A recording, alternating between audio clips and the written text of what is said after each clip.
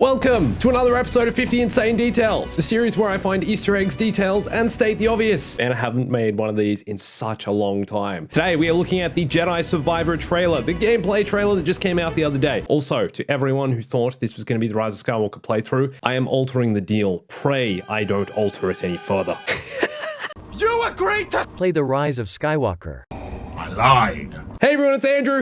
So some of these details will be ones I included in my last video, but also a lot of them are new. I've gone through frame by frame, unpacking this trailer, finding all the details for this video, Easter eggs, stuff you probably missed yourself. In the trailer, there is someone standing next to Seer. This person appears to be wearing some kind of Zepho armor. Now, in my last video, I said the Zepho weren't going to be included in this game, but that seems like it might not be the case, because here, I'm looking right at this person, some kind of humanoid alien wearing what looks like Zepho armor or Zepho robes. Is this Merrin? Her skin is white, or its skin is kind of similar color to Merrin's skin, so perhaps it's her. This could also be a placeholder designed to completely throw us. This character model might be swapped out by the time the actual game releases. This could be anything. We don't know, so we'll find out very soon. These here are not Death Troopers and not Dark Troopers. They are DT series sentry droids, which we first saw in Star Wars Rebels. I believe Thrawn was fighting them, and they also appeared in the Bad Batch. But you can also see they are inspired by an old school Star Wars game, Star Wars Dark Forces. The Dark Troopers in that game are what inspired their appearance here. A lot of people commenting about the brown wampa. This is actually a cliff wampa. The cliff wampa was a brown furred rock climbing species bioengineered from the wampa ice creature from Hoth. They were actually taken by the Empire and adapted into different climates to use as weapons of mass destruction, clearly. The cliff wampa first appeared in Shadows of the Empire, so there's another old school Star Wars reference in Jedi Survivor. Now, a lot of people are speculating that the Jedi Cal is bringing out of the Back to Bath is actually Juris Kabath.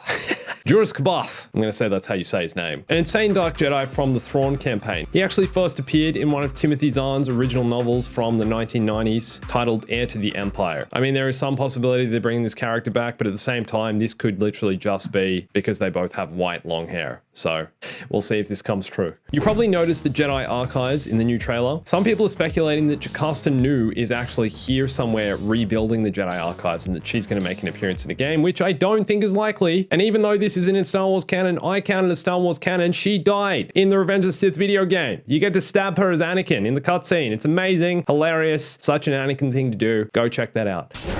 The Council is no longer in control. It's also very possible that where the archives are here is Eno Cordova's workshop on Bogano, meaning Bogano is also going to make an appearance in this game, returning as one of the planets from Jedi Fallen Order. You can see some of the details on the floor are the same, the way kind of the room is shaped. I think the one in Fallen Order is a lot smaller than what this room looks like here, but at the same time, they could adapt it out. They could expand out. Maybe there's a separate room. Maybe there's a locked door we didn't see, and this is what's behind the door. We don't know. It could be there. Guys, there's something concerning me that is really frustrating that I just need to get out. Where is Ogdo Bogdo? Ogdo Bogdo had better be an enemy in this game. He was the most lovable, most wonderful creature in Jedi Fallen Order, and I would love to see him return for this. There were so many creatures we've seen in this trailer already, so many enemies you're going to be fighting, big enemies, Ogdo Bogdo sized enemies, so I feel like there is a place for Ogdo Bogdo, our main man, in this game, in Jedi Survivor. Cal appears to be using what looks like a Jedi comlink to open the back to Bath here. This device he's using looks like the Hush 98 comlink, which you probably remember of seeing Qui-Gon use in The Phantom Menace, and it's also extensively seen throughout the Clone Wars, Revenge of the Sith. It's everywhere. I'm pretty sure it's even in Fallen Order. Although that's not what this device is, clearly, because he's using it to open the back to Bath. He's not using it to talk to some other Jedi. But we also get a closer look at it here in the hands of the enemy. Can we just take this next point to talk about back to baths and how all the characters in Star Wars love having a bath? They love their bath time. No one has showers in Star Wars. They're always in the bathtub, from Luke to Vader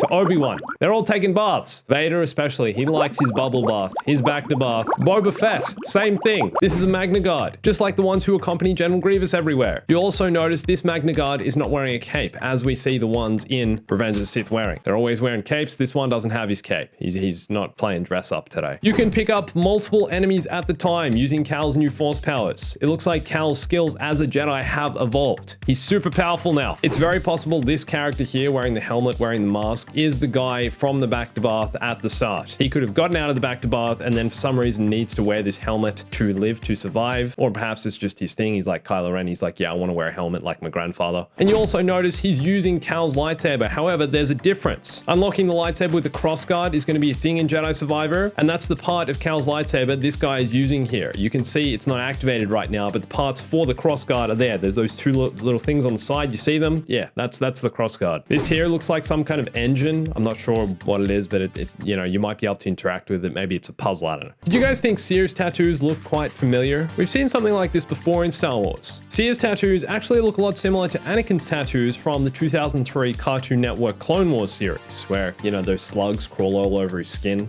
for some reason, and he gets the tattoos. They're temporary tattoos for what we know, because he doesn't have them in Revenge of the Sith, but at the same time, these look kind of similar. I guess Seer's aren't exactly blue, but potentially they could have some connected meaning. I'm not sure. Do you guys have a theory about why Seer has the new tattoos? Maybe they're from something else. It's some ritual thing though, for sure. Seer's getting into some weird stuff, it seems like, in this game. Clashing with Cal. She becomes the real villain. Cal also has developed a new force power to do with animals. Here, he's taming this animal, just like Anakin did with the Reek in Attack of the Clones in the Geonosis arena. He tames the animals so he can ride them. And you can also use a weapon while riding an animal. How cool is this? It's like riding a horse. Going back to the Middle Ages.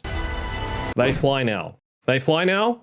They fly now. This here is actually the same village we see in this other shot here. So you get to go all the way over there and explore. The bounty hunter here is actually using very similar weapons to these battle droids later in the trailer. So perhaps the battle droids have been repurposed by these bounty hunters, if that's who they are, if they are bounty hunters. Also, behind this big heavy guy here, this Aurebesh on the wall translates to Dendras. Perhaps that's an organization they're with. Perhaps it's completely meaningless. We will find out. But now you know what it says. Is this a giant ship on the top right here? It looks like it could be Imperial, looks like it could be a Star Destroyer or something. I don't think it's a Star Destroyer, but it looks like a giant ship, some kind of giant frigate transport carrier thing. Here you'll notice that the second half of Cal's lightsaber is actually still on his belt. So he's using one half of it while the other half is still on his belt, which is completely different to what it was like in Jedi Fallen Order, because during that game, you could use the double-bladed saber, but when he had a single blade, he'd just turn it off and it'd stay connected. So here, he's actually using them separately. But then if you look at this shot here, you can see it's connected in one piece on his belt, just as it was in Jedi Fallen Order. So it seems like the lightsaber stances are going to be completely interchangeable. Speaking of which, there are 4 known saber stances in the game. The single blade, the double blade, the dual wield, and the cross guard, which I think is going to be kind of a long sword. Each one is going to have its own purpose and be more effective against certain enemies. Here you can actually see the cross guard in action. Cal is using it to fight against the BX commando droids. Now, a lot of people have been talking about why and how Cal has a lightsaber that now has a cross guard. And apparently it has something to do with the cracked kyber crystal, which is what's kind of already happened to Cal's lightsaber from what I remember. And that's part of the reason he was able to go double bladed, right? Am I remembering that right? I might not be, but the crossguard is used in some ways to stabilize the lightsaber, to stop it from exploding. But crossguards aren't only a thing Kylo Ren used, they're quite heavily featured in the High Republic era. Now, lightsaber stances in a game like this are heavily inspired by the Jedi Academy and Jedi Outcast games. They were the first games in the Star Wars universe to introduce lightsaber stances. I still don't think Jedi Survivor is going to have as many as those games and be as diverse. It's probably going to be close to what Ghost of Tsushima had, where there were 4 different sword fighting styles and you could switch between each to fight certain enemies. This here is a TIE fighter. There are TIE fighters in the game, although you probably can't fly them or do anything with them. It's just here. They're here. Cal has a finisher where he uses a force throw. He force throws his lightsaber and uses it as a finishing move. This is brutal. This here is an LAAT/LE patrol ship used by the Empire and also seen in Jedi Fallen Order. Pretty sure this is the ship one of the Inquisitors was flying. Was the second sister flying this? I'm pretty sure that's what it is. All of these shots here, I'm pretty sure, are on Coruscant, meaning Coruscant is going to be a planet we can go to in the game and traverse. You can go there and explore. I'm really hoping that's the case. We saw it in the teaser trailer and it's here. I'm pretty sure this is Coruscant. Correct me if you think I'm wrong. This is the most completely unnecessary tag team combo move I have ever seen. The dude is already stabbed and then he gets kicked in the face. That said, combo moves with this other character and potentially with other characters, potentially Merrin, are going to be a thing. This is a move taken directly from Jedi Fallen Order. It's a saber throw that you use the heavy attack for while using the double-bladed lightsaber. I had a lot of fun using this in the combat arena in Jedi Fallen Order, and they've brought it back into Jedi Survivor. It's good to see it making a return. Droid dismemberment is a thing once again in Jedi Survivor, which is amazing. There's still no human dismemberment from what we can see. No stormtroopers getting sliced up, but they can still be stabbed, which is good.